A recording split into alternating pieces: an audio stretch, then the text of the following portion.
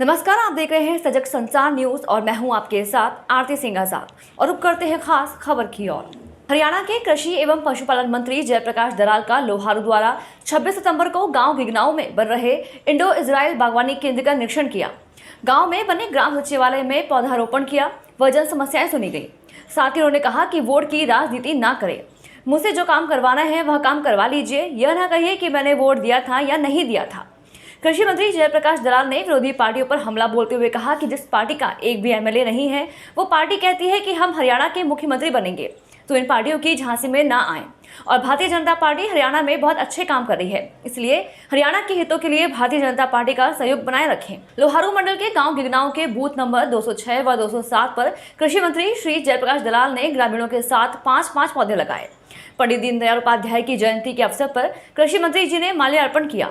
गांव के 5 लाभार्थी जिन्हें मोदी जी की स्कीमों का लाभ पहुंचा, डिजिटल इंडिया से घर बैठे वृद्धा पेंशन, घर बैठे लाल डोरे द्वारा मकान प्लॉट की रजिस्ट्री, किसान सम्मान भत्ता, एमआई काढ़ा स्कीम के तहत पक्का डिग बनाना, पीएम कुसुम योजना के तहत सोलर पंप का मिलना जैसी सुविधा का लाभ प्राप्त करने वाले लाभार्थियों की तरफ से प्रधानमंत्री के नाम पोस्टल कार्ड पर मोदी जी को जन्मदिन की शुभकामनाएं के साथ धन्यवाद लेकर भेजा। 26 सितंबर से हरियाणा के कृषि मंत्री जयप्रकाश दलाल लोहारू के विभिन्न गाँव का दौरा करने के लिए निकले। इस दौरान किसानों की खराब हुई फसल को देखने के लिए खेतों का दौरा भी किया।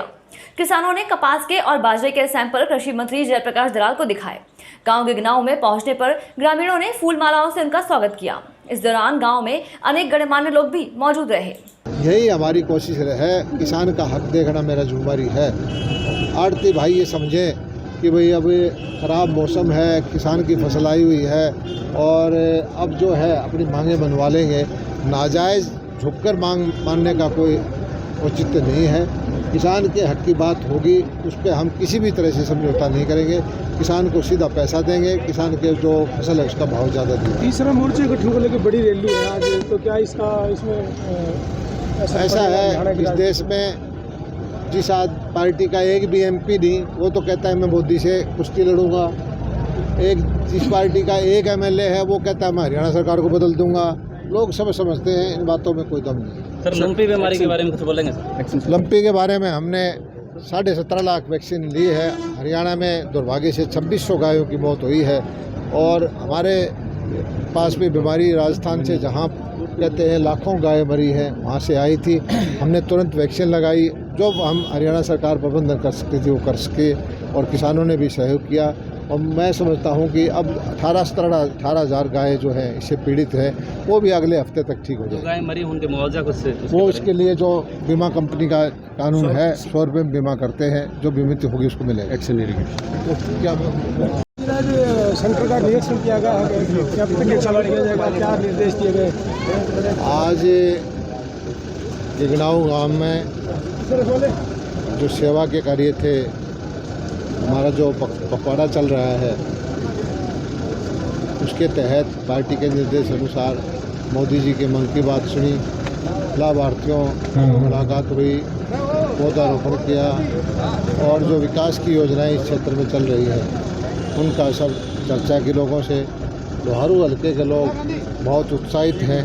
भारतीय जनता पार्टी की सरकार आने के बाद जो नीतियां बना करके जो काम हुआ है, गरीब से आदमी के लिए, किसान के लिए, मजदूर के लिए, उससे लोगों को एक उम्मीद जगी है कि लोकतंत्र में जो सही हक जनता का है वो उसको मिलना शुरू हो गया है। और जो दुर्भाग्य से पिछले 30, 40, 50 साल तक लोकतंत्र का जो एक तरह से कब्जा कर लिया था कुछ परिवारों ने, उससे लोगों ने मुक्ति दिलवा दी है। अब लोग खुश हैं कि नीतियां बना करके काम होते हैं और जिसका जो हक है उसको घर बैठे मिलता है। और इसी तरह से प्रदेश तरक्की करेगा, मजदूर गरीब तरक्की करेगा, किसान तरक्की करेगा। प्रदेश के अंदर बरसात से कितनी एकड़ फसलें बर्बाद हुई? बहुत ज़्यादा दुख की बात है, किसान के चेहरे पर मायूसी है।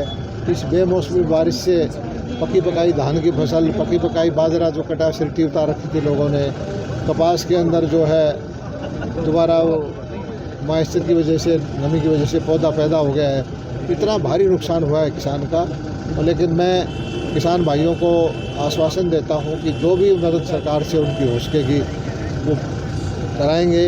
तो जो बीमा कंपनी से जो उनको भरपाई हो सकेगी वो कराएंगे और भगवान से प्रार्थना करते हैं कि किसानों के साथ जो है कुछ न कुछ दया दिखाए और मौसम खुले जिससे किसान अपने फसल को घर ला सकें। आड़तियों की हड़ताल चल रही है पर क्या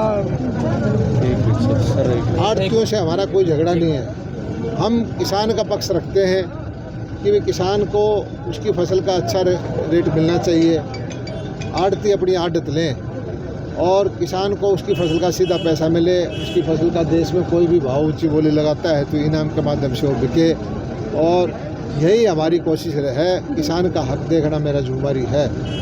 आड़ती भाई ये समझें कि भाई अब ख़राब मौसम है, किसान की फसल आई हुई है और अब जो है अपनी मांगें मनवा लेंगे। नाजायज़ झुककर मांग मानने का कोई औचित्य नहीं है। किसान के हक की बात होगी, उस पर हम किसी भी तरह से समझौता नहीं करेंगे। किसान को सीधा पैसा देंगे। खबरों में फिलहाल इतना ही। हमारे साथ बने रहने के लिए देखते रहें सजग संसार न्यूज़। नमस्कार।